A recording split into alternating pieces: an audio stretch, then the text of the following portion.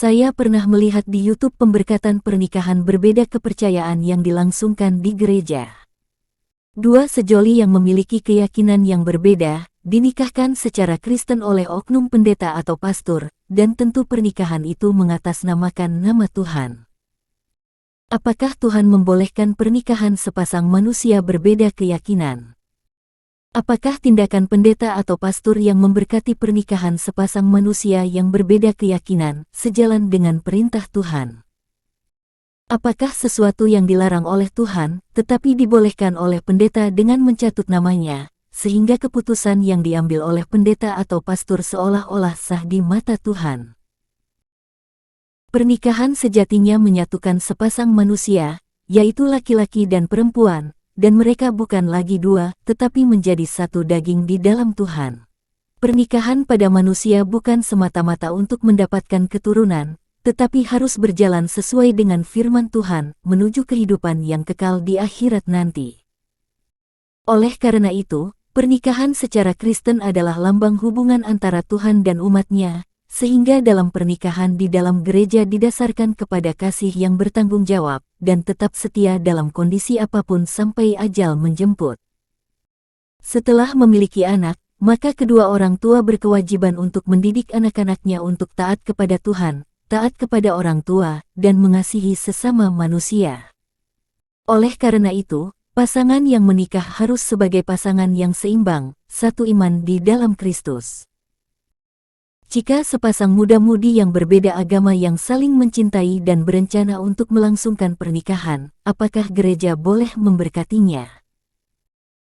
Berzinah menurut firman Tuhan. Di dalam kekristenan, hubungan suami istri yang dilakukan di luar kehendak Tuhan, walaupun disahkan oleh negara atau kepala adat, bahkan oleh pendeta pun, maka hubungan itu dikategorikan sebagai perbuatan zina. Berzinah bukan hanya melakukan persetubuhan antara laki-laki dan perempuan yang tidak terikat perkawinan, tetapi juga perkawinan antara perempuan dan laki-laki yang tidak seimbang atau berbeda keyakinan.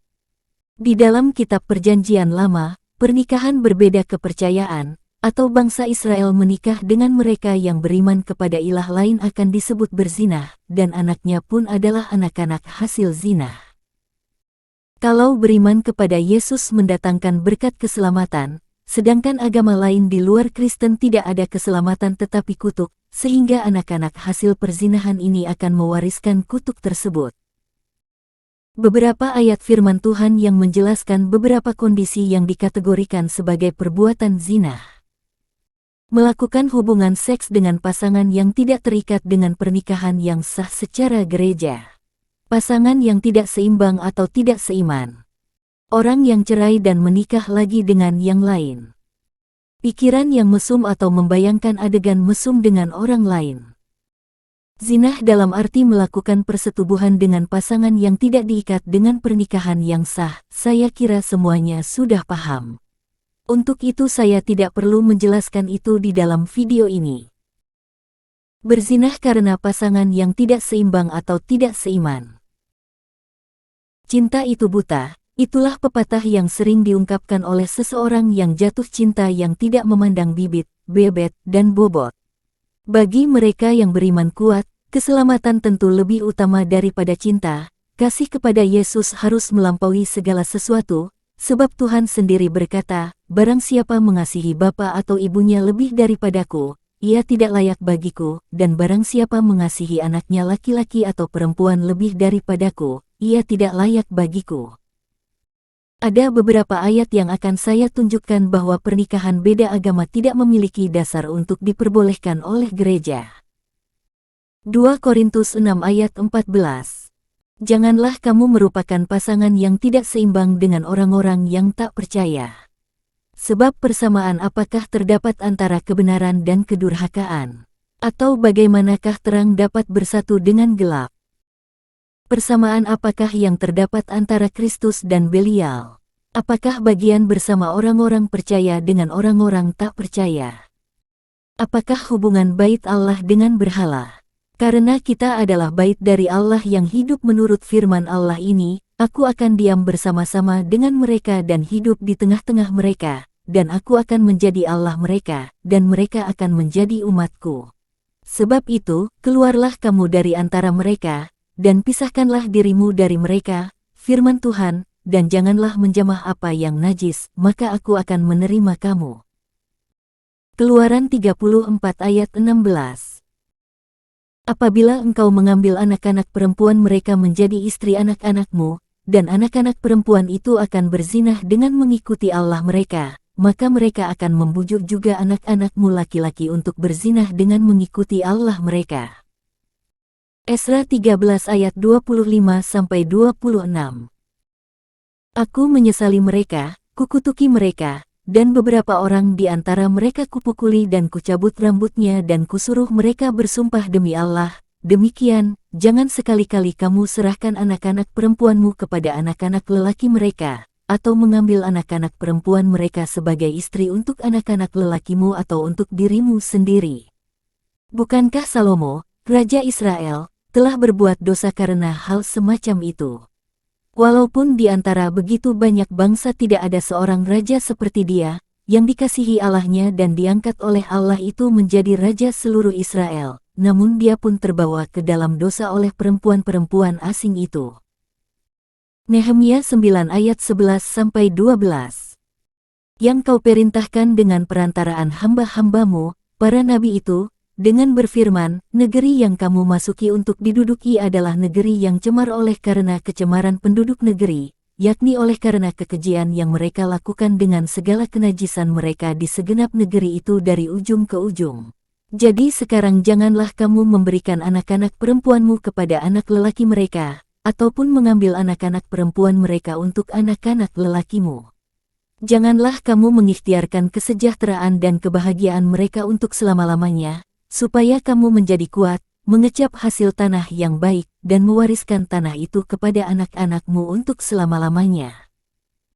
Ketika istri atau suamimu memiliki kepercayaan di luar Kristus, maka kamu akan terlibat memfasilitasi istri atau suamimu untuk melakukan penyembahan kepada ilah mereka, sehingga Anda terlibat di dalamnya. Seperti yang terjadi pada Raja Salomo yang mengawini perempuan-perempuan pengikut ilah lain, sehingga Raja Salomo ikut memfasilitasi atau terlibat dalam menyediakan tempat ibadah bagi istri-istrinya untuk beribadah kepada ilah lain, sehingga kutuk pun terjadi kepada anak-anak Salomo dan menyimpang dari ajaran Tuhan. Apabila pasanganmu yang berbeda keyakinan dengan kamu sedang melakukan ibadah atau merayakan hari besar agamanya, tentu kamu dan anak-anakmu akan diajak ikut merayakan keagamaan mereka dengan alasan toleransi, padahal mereka sedang memuliakan Allah lain yang bukan Tuhanmu. Apabila pasanganmu yang berbeda keyakinan dengan kamu melakukan doa kepada Tuhannya di rumahmu, maka rumahmu pun menjadi najis atau cemar di mata Tuhan. Oleh karena itu kamu telah melakukan hal yang najis di mata Tuhan dan menimbulkan kecemburuan kepada Tuhan, sebab Anda ikut terlibat memuliakan Allah lain. Tentang makanan yang dipersembahkan kepada ilah lain oleh pasanganmu yang berbeda agama.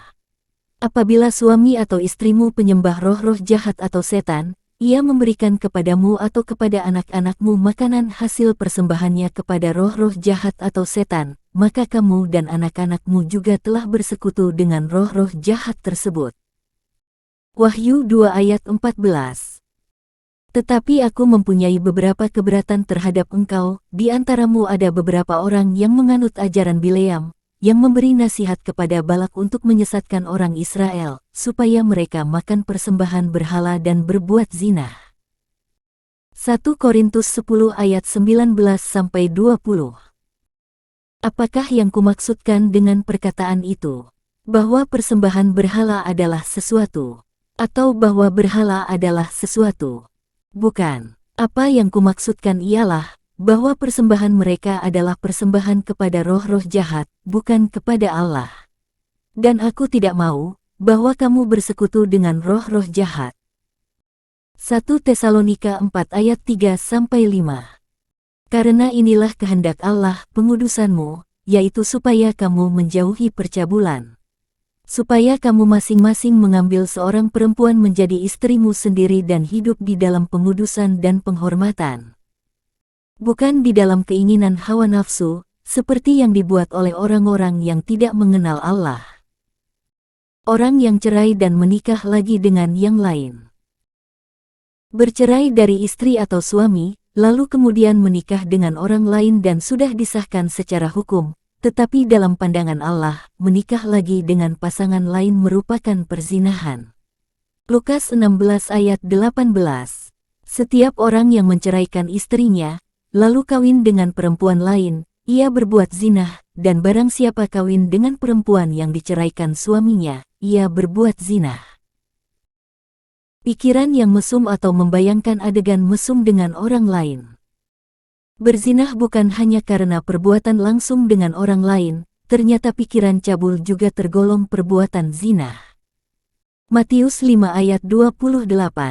Tetapi aku berkata kepadamu, setiap orang yang memandang perempuan serta menginginkannya, sudah berzinah dengan dia di dalam hatinya. Jika pernikahan yang demikian dilakukan oleh imam di gereja, berarti ia melakukan pemberkatan dengan mengatasnamakan Tuhan. Apakah Tuhan pernah mengajarkan pernikahan berbeda kepercayaan, atau pernikahan itu hanya atas persetujuan imam gereja lalu mengatasnamakan Tuhan?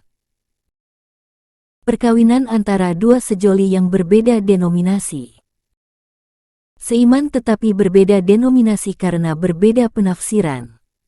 Misalnya di dalam kekristenan, ada Kristen Protestan dan Katolik. Kristen Protestan sendiri ada berbeda denominasi, misalnya Advent dan non-Advent, Harismatik dan non-Harismatik, dan lain-lain. Antara Kristen penganut Trinitarian, Unitarian, Oneness, dan lain-lain.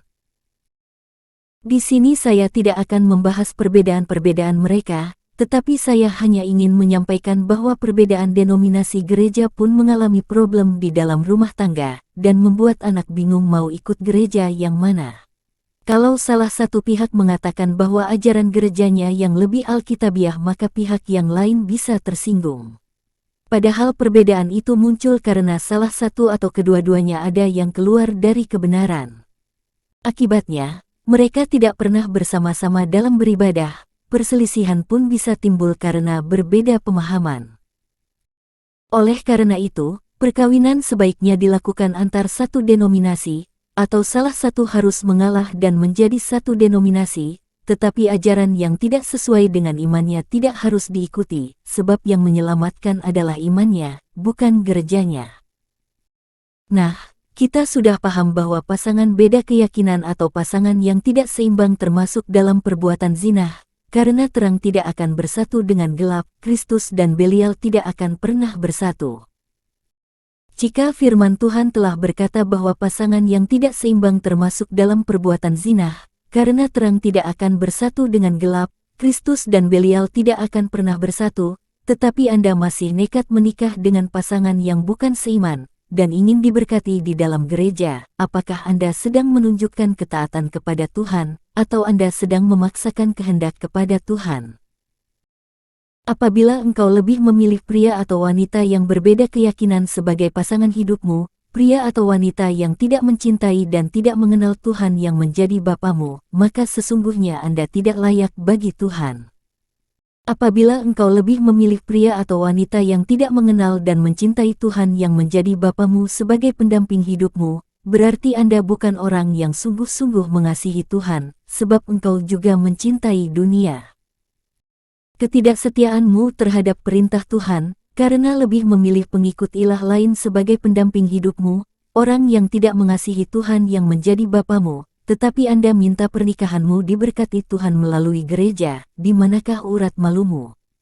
Jika Anda sebagai pendeta atau pastor memberkati pernikahan pasangan yang seperti ini, dengan alasan apa sehingga Anda membawa-bawa nama Tuhan ke dalam pernikahan mereka? Apakah Tuhan menghendaki perkawinan yang demikian?